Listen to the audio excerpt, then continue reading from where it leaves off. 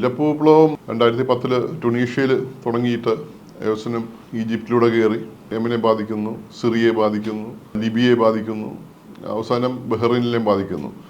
അങ്ങനെ ഇത്രയും ഒരു മിഡിൽ ഈസ്റ്റിലെ ബാക്കി രാജ്യങ്ങളിൽ നിന്നും ലാഞ്ചിലേക്ക് എത്തിയിട്ടുണ്ടെങ്കിൽ പോലും അവർ കണ്ടെയ്ൻ ചെയ്യാൻ പറ്റിയിട്ടുണ്ട്. അതിനകത്ത് എടുത്തു പറയത്തക്ക മാറ്റം വാസ്തവത്തിൽ ഒരു ജനാധിപത്യപരമായിട്ടുള്ള മാറ്റം വന്നിട്ടുള്ളത് ടുണീഷ്യയിലാണ്. ടുണീഷ്യയിൽ അന്നത്തെ ഭരണാധികാരി 88-90 വയസ്സായിട്ടുള്ളൊരു വയോധികനായ ഒരു ഭരണാധികാരിയായിരുന്നു. അദ്ദേഹത്തിൻ്റെ വളരെ നാളത്തെ നീണ്ടു നിൽക്കുന്ന ഭരണം അട്ടിമറിച്ചുകൊണ്ട് അവിടുത്തെ വിദ്യാർത്ഥികൾ, അതും ട്രിഗറിങ് ഒരു ഫാക്ടർ ഭയങ്കര ഇമ്പോർട്ടൻ്റ് ആണ്. ഇതുപോലൊരു ട്രിഗറിങ് ഫാക്ടർ അതിനകത്ത് ഉണ്ടായിരുന്നു. ആത്മഹത്യയായിരുന്നു അന്നത്തെ ഒരു ട്രിഗറിങ് ഫാക്ടർ. ടുണീഷ്യയിലുണ്ടായിരുന്ന ട്രിഗറിങ് ഫാക്ടറും അത് തന്നെയായിരുന്നു. ആൾക്കാർ ഈ ഒരു ഭാഗത്ത് വളരെ വീക്കായിട്ടുള്ള ഒരു ഭരണകൂടം, വളരെ വീക്കായിരിക്കുന്ന ഭരണകൂടവും ഈ പറയുന്ന ഒരു മൂവ്മെൻറ്റ് നടത്തുന്ന ആൾക്കാർ ടുണീഷ്യയിലായതുകൊണ്ട് തന്നെ ഒരു ഫ്രാൻസിൻ്റെയൊക്കെ ഇൻഫ്ലുവൻസ് കടൽ മിലിറ്ററിൻ്റെ അപ്പുറത്തുള്ളതാണ്. മറ്റേ ടുണീഷ്യ ഏകദേശം ഒരു വളരെയധികം കാലം ഫ്രാൻസിൻ്റെ ഇൻഫ്ലുവൻസിലായതുകൊണ്ടും വെസ്റ്റേൺ ഇൻഫ്ലുവൻസ് വളരെയധികം ഉള്ളതുകൊണ്ടും ജനാധിപത്യത്തിലേക്കുള്ള ഒരു മാറ്റം വളരെ പെട്ടെന്ന് നടക്കുകയും രാജാവങ്ങ് പുറത്താവുകയും അദ്ദേഹം ഓടി ഒളിക്കുകയും ഒക്കെ ചെയ്തതിൻ്റെ ഭാഗമായിട്ട് ഒരു ഡെമോക്രസിയിലേക്ക് പോകാൻ, ഒരു റിയൽ ഡെമോക്രസിയിലേക്ക്, ഈ പ്രതിപക്ഷവും ഭരണപക്ഷവും ഒക്കെ ഉള്ള കോൺസ്റ്റിറ്റ്യൂഷൻ ഉണ്ടാക്കിക്കൊണ്ടുള്ള ഒരു ഡെമോക്രസിയിലേക്ക് പോകാനായിട്ട് ടുണീഷ്യക്ക് കഴിഞ്ഞു. അതിനിപ്പുറത്ത് ലിബിയയിലാണെങ്കിൽ മുഹമ്മദ് ഗദ്ദാഫിയാണ് ഉണ്ടായിരുന്നത്. മുഹമ്മദ് ഗദ്ദാഫിയുടെ 46 വർഷത്തെ ഭരണം അവസാനം അത് പ്രതിവിപ്ലവകാരികളും ആയുധമെടുക്കുകയും അവർക്ക് അമേരിക്ക ആയുധം സപ്ലൈ ചെയ്യുകയൊക്കെ ചെയ്തതിൻ്റെ ഭാഗമായിട്ട് നമുക്ക് അറിയാവുന്നതുപോലെ ഗദ്ദാഫി അവരെ പിടിക്കുകയും കൊല്ലുകയും ഒക്കെ ചെയ്യുകയാണ് ചെയ്യുന്നത്. ട്രയൽ പോലും ഇല്ലാതെ ഒരു ട്രയൽ പോലും ഇല്ലാതെ ഇപ്പം നടു റോഡിലിട്ട് കെട്ടി തൂക്കി കൊല്ലുന്ന ഏർപ്പാടാണ് വാസ്തവത്തിൽ അവിടെ ഉണ്ടായത്. പക്ഷെ അതിനുശേഷം ആ രാജ്യം അങ്ങ് ശിഥിലമാവുകയാണ് ചെയ്യുന്നത്.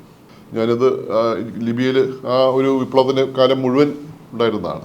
അത് ബംഗാസിയിൽ നിന്ന് തുടങ്ങിയിട്ട് ലിബിയയുടെ ക്യാപിറ്റൽ ട്രിപ്പോളി വരെ എത്തുമ്പോൾ പോലും അതിന് പുറകിൽ നമ്മളുണ്ടായിരുന്നതാണ്. ആ ഒരു വിപ്ലവത്തിന് മൊത്തമായിട്ട് നേർക്കാഴ്ച എന്ന് പറയുന്നത് തീർച്ചയായിട്ടും അതൊരു ഡെമോക്രസിക്ക് വേണ്ടിയിട്ടുള്ള ഒരു സംഭവമല്ലായിരുന്നു. ഗദ്ദാഫിയുടെ ഭരണം ഉണ്ടാക്കിയിട്ടുള്ള സോഷ്യൽ അൺട്രസ്റ്റ്, കാരണം 46 വർഷം ഭരിക്കുമ്പോഴുണ്ടാകുന്ന ഒരു അധികാരത്തിന് കീഴിൽ ജീവിക്കുന്ന ജനങ്ങളെ സംബന്ധിച്ചിടത്തോളം വലിയ വീർപ്പ് മുട്ടലാണ് ഉണ്ടാകുന്നത്. ഓരോ വീട്ടിനകത്തു നിന്നും ഓരോ മനുഷ്യരൊക്കെ അപ്രത്യക്ഷമായിട്ട് അതിനെക്കുറിച്ച് ചോദ്യം ചെയ്യാനോ അല്ലെങ്കിൽ എവിടെ പോയെന്ന് അന്വേഷിക്കാനോ വഴിയില്ലാത്ത ജനങ്ങളാണ്. പല സ്ഥലത്തു നിന്നും ഓടിക്കൂടി വന്നിട്ട് ഈ പറയുന്ന ആയുധമെടുത്തുകൊണ്ടുള്ള ഒരു വിപ്ലവത്തിലേക്ക് പോയത്. അതിനുശേഷം ആ ഒരു പ്രതിവിപ്ലവം നടത്തിയിട്ടുള്ള സംഘടനകളെല്ലാം പല തട്ടിലാവുകയും ഏകദേശം 6ഓളം സംഘടനകളാവുകയും ആ സംഘങ്ങൾ തമ്മിൽ വലിയ കലാപം ഉണ്ടാവുകയും യുദ്ധം ഉണ്ടാവുകയും നമുക്കറിയാം. ഒരു ആയുധം പുതിയതായിട്ട് കയ്യിലെടുക്കുന്ന ജനങ്ങളെ സംബന്ധിച്ചിടത്തോളം ഇതൊരു കളിപ്പാട്ട്, കൊച്ചുകുട്ടികൾ കിട്ടുന്ന കളിപ്പാട്ടം പോലെയാണ്. ജുഡീഷ്യസ് ആയിട്ടൊന്നുമല്ല ആയിരിക്കില്ല ഉപയോഗിക്കുന്നത്. അവർക്ക് തോന്നിയ രീതിയിൽ അങ്ങ് ഉപയോഗിക്കാൻ തുടങ്ങിയ ഒരു ആയുധം കിട്ടുന്ന അവസ്ഥയാണ്. അത് ഇപ്പോഴും വാസ്തവത്തിൽ ലിബിയയിൽ അവസാനിച്ചിട്ടൊന്നുമില്ല. വളരെ നന്നായിട്ട് കൈകാര്യം ചെയ്തുകൊണ്ടിരുന്ന ഒരു എക്കണോമിക്കൽ പോയിന്റ് ഓഫ് വ്യൂവിലാണെങ്കിൽ വളരെ നന്നായി കൈകാര്യം ചെയ്തുകൊണ്ടിരുന്ന ഒരു മനുഷ്യനായിരുന്നു ഗദ്ദാഫി. അദ്ദേഹം അത് നല്ല റോഡുകൾ പണിയുകയും നല്ല ആശുപത്രികൾ പണിയുകയും എല്ലാവർക്കും ജോലി കൊടുക്കുകയും ഏറ്റവും കൂടുതൽ ഓയിൽ ഉള്ള സ്ഥലമാണ്, അതിനെയൊക്കെ നന്നായിട്ട്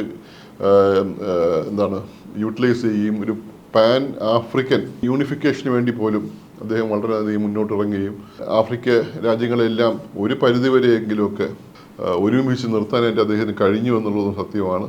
പക്ഷേ അതിനപ്പുറത്തേക്ക് ആ രാജ്യത്തുണ്ടായിട്ടുള്ള ഒരു സോഷ്യൽ ഇൻട്രസ്റ്റാണ് വാസ്തവത്തിൽ ആ രാജ്യം ഇപ്പോഴും ഇങ്ങനെ അനുഭവിക്കുന്ന ഒരു സ്ഥിതിയിലേക്ക് എത്തിച്ചേർന്നത്. തീർച്ചയായിട്ടും ഒട്ടും അഭിലഷണീയമല്ലാത്ത ഒരു നിലവാരത്തിലേക്കാണ് അത് പോയിട്ടുള്ളത്. ഈജിപ്തിലെ വിപ്ലവം എടുത്ത് പരിശോധിച്ച് നോക്കുകയാണെങ്കിൽ ഏറ്റവും അധികം പോപ്പുലേഷനുള്ള ആഫ്രിക്കയിലെ ഏറ്റവും വലിയൊരു ജനസംഖ്യയുള്ള ഒരു രാജ്യമാണ് ഈജിപ്ത്. ഈജിപ്തിനകത്ത് ഹോസ്നി മുബാറക്കിനെ മറിച്ചിട്ടുകൊണ്ടാണ് വാസ്തവത്തിൽ ആ വിപ്ലവം തുടങ്ങുന്നത്. ഹോസ്നി മുബാറക്ക് പതിവ് പോലെ അല്ലെങ്കിൽ ഈ ഒരു വിപ്ലവം തുടങ്ങി വളരെ ശക്തമായ നിലവാരത്തിലേക്ക് അത് എത്തുമ്പോൾ അതിനെ എതിർത്ത് നിൽക്കാനാണ് ആയിട്ട് ഹോസ്നി വിഭാഗം ശ്രമിച്ചില്ല. അദ്ദേഹവും അവിടെ നിന്ന് ഒളിച്ചോടുകയായിരുന്നു. പകരം വന്നിട്ടുള്ള മുസ്ലിം ബ്രദർഹുഡിൻ്റെ ഒരു ഗവൺമെൻറ്റാണ് ഇപ്പോഴുള്ളത്.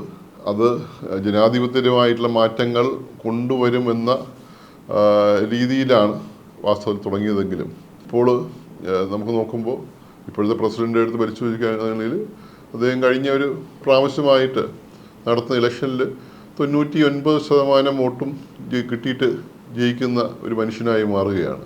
99% വെച്ചാൽ അദ്ദേഹത്തിനെതിരെ നിൽക്കാനായിട്ട് ഒരാൾക്കും കെൽപ്പില്ലാതെ പോകുന്ന നമ്മുടെ റഷ്യയിലെയോ കസാക്കിസ്ഥാനിലെയോ അല്ലെങ്കിൽ ഈസ്റ്റ് യൂറോപ്യൻ രാജ്യങ്ങൾ, മുമ്പത്തെ സോവിയറ്റ് യൂണിയൻ്റെ ഭാഗമായിരുന്ന ഈ ഈസ്റ്റ് യൂറോപ്യൻ രാജ്യങ്ങളിലെ മിക്ക രാജ്യങ്ങളിലും, ഇപ്പോൾ ഹംഗറിയോ യുക്രൈനൊക്കെ ഒഴിച്ചു നിർത്തി കഴിഞ്ഞാൽ ബാക്കി രാജ്യങ്ങളിൽ നടക്കുന്ന ഒരു തഗ് ഭരണത്തിൻ്റെ, ഒരു ഗുണ്ടാ തലവൻ്റെ ഭരണത്തിൻ്റെ നിലവാരത്തിലേക്കാണ് വാസ്തവത്തിൽ ഇപ്പോൾ ഈജിപ്റ്റ് പോയിക്കൊണ്ടിരിക്കുന്നത്.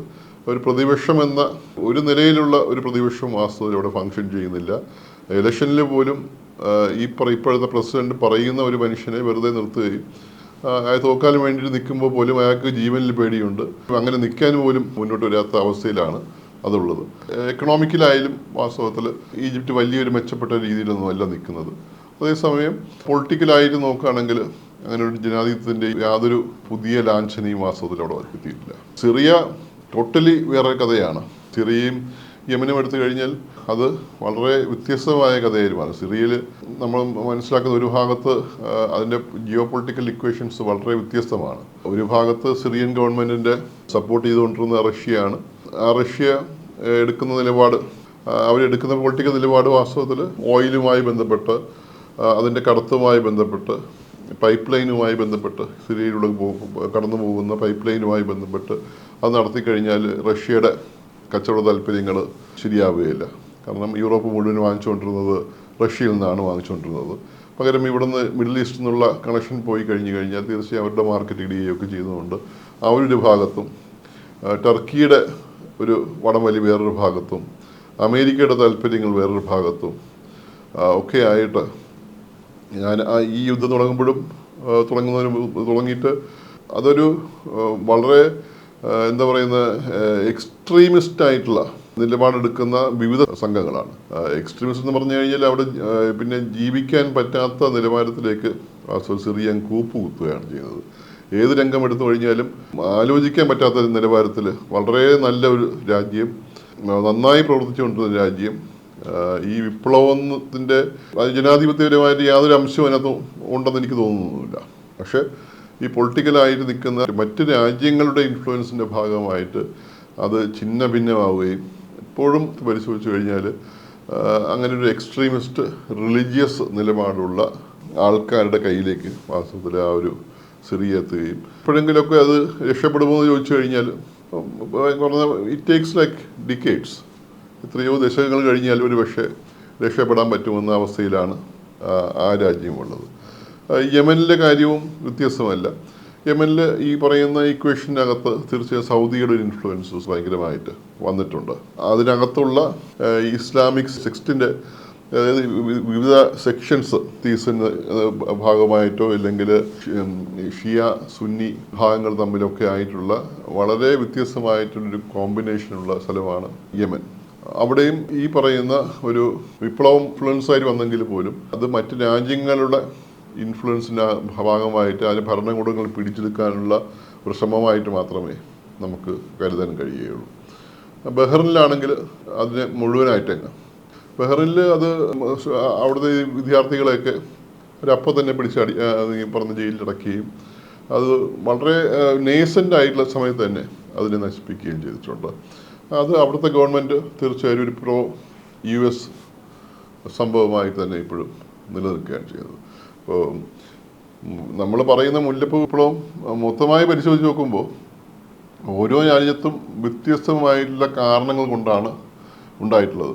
നമ്മളത് പൊതുവെ ഡെപ്പിക്റ്റ് ചെയ്യുന്നത് പ്രോ ഡെമോക്രാറ്റിക് മൂവ്മെൻറ്റുകളായിട്ടാണ് നമ്മൾ അതിനെ ഡെപ്പിക്റ്റ് ചെയ്യുന്നത്. നമ്മളത് നമുക്ക് മനസ്സിലാക്കാൻ ശ്രമിക്കുന്നത് ജനാധിപത്യത്തിന് വേണ്ടിയിട്ടുള്ള വിപ്ലവങ്ങളായിട്ടോ സമരങ്ങളായിട്ടോ ഒക്കെയാണ് ഉള്ളത്.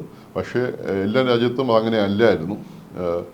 ട്യൂണീഷ്യയിലും ഈജിപ്തിലും വേണമെങ്കിൽ അങ്ങനെ ഒരു ഡെമോക്രസിക്ക് വേണ്ടിയിട്ടുള്ള സമരങ്ങളായിട്ട് നമുക്ക് കണക്കാക്കാം. അത് ട്യൂണീഷ്യയിൽ ജയിക്കുകയും അതേസമയം ഈ പറയുന്ന ഈജിപ്തിൽ മൊത്തമായിട്ടത് ഈ ഒരു ഡെമോക്രസിക്ക് വേണ്ടിയിട്ടുള്ള സമരമായിട്ട് മാറിയിട്ട് അതിന് മുകളിൽ കയറി നിൽക്കുന്ന ആൾക്കാർ ജനങ്ങളെ ആകെ വഞ്ചിച്ചുകൊണ്ട് വീണ്ടും ഒരു ടോട്ടാലിറ്റേറിയൻ ഗവൺമെൻറ്റിലേക്കാണ് അവിടെ പോയിട്ടുള്ളത്. ലിബിയയെ സംബന്ധിച്ചിടത്തോളം ഛിന്ന ഭിന്നമാവുന്ന അവസ്ഥയാണ് ഉണ്ടാവുന്നത്. സിറിയയെ സംബന്ധിച്ച് ഒരു മൊത്തമായിട്ട് കയോട്ടിക്, അന്ന് 2011 തുടങ്ങിയ യുദ്ധം 2025 അവസാനിക്കുന്നത്. ഇപ്പോൾ പോലും അതങ്ങനെ അവസാനിച്ചെന്ന് പറയാൻ പറ്റത്തില്ല. അത്രയ്ക്ക് മോശമായിട്ട് ആ രാജ്യം ജീവിക്കാൻ പറ്റാത്ത നിലവാരത്തിൽ തന്നെ വളരെ മോശമായിട്ടുള്ള രാജ്യമായിട്ട് സിറിയ അങ്ങ് മാറുകയാണ്. യമനിലെ കാര്യം ഇതാണ്. ഇപ്പോൾ ഈ പറയുന്ന ആ യുദ്ധത്തിൻ്റെ ഭാഗമായിട്ട് യമനിലുണ്ടായിട്ടുള്ള പ്രശ്നങ്ങൾ നമുക്ക് ആലോചിക്കാൻ പറ്റാത്തതാണ്. കോളറയൊക്കെ പടർന്നു പിടിക്കുമ്പോഴൊക്കെ നമ്മളോടുണ്ട്. ഇത്രയും വലിയൊരു ക്രൈസിസ്, ഹ്യൂമാനിറ്റേറിയൻ ക്രൈസിസ് ലാർജ് സ്കെയിലിൽ ഉണ്ടായിട്ടുള്ള വേറൊരു രാജ്യം വാസ്തവത്തിൽ നമ്മൾ കഴിഞ്ഞ ഒരു 20 വർഷത്തിനകം എടുത്ത് പരിശോധിക്കുമ്പോൾ യമനിൽ അത്രയും ഉണ്ടായിട്ടുള്ള ക്രൈസിസ് വേറെ സ്ഥലത്ത് ഉണ്ടായിട്ടില്ല. അത് മുഴുവൻ ഈ പറയുന്ന ഒരു വിപ്ലവത്തിൻ്റെ ഭാഗമാണെങ്കിലും അത് അതിൻ്റെ ഭരണകൂടം പിടിക്കാൻ വേണ്ടിയിട്ടുള്ള പുറത്തുള്ള ശക്തികളുടെ ഭാഗം മാത്രമേ അതിൽ കാണുള്ളൂ. അപ്പോൾ ഇങ്ങനെയാണത് ഓരോ രാജ്യവും എടുക്കുന്നത് പരിശോധിക്കുമ്പോൾ വ്യത്യസ്തമായിട്ടുള്ള കാര്യങ്ങളാണ്. എല്ലാം പ്രോ ഡെമോക്രാറ്റിക് ആയിട്ടുള്ള മൂവ്മെൻ്റ് ഒന്നും അല്ലായിരുന്നു. പലതും ഭരണകൂടം പിടിക്കാനുള്ള മൂവ്മെൻറ്റുകളായിരുന്നു. വേറെ ഒത്തിരി ഇൻട്രസ്റ്റുകൾ ഈ സ്ഥലങ്ങളൊക്കെ ഉണ്ടായിരുന്നു എന്നുള്ളതാണ് അതിൻ്റെ ഒരു വാസ്തവം.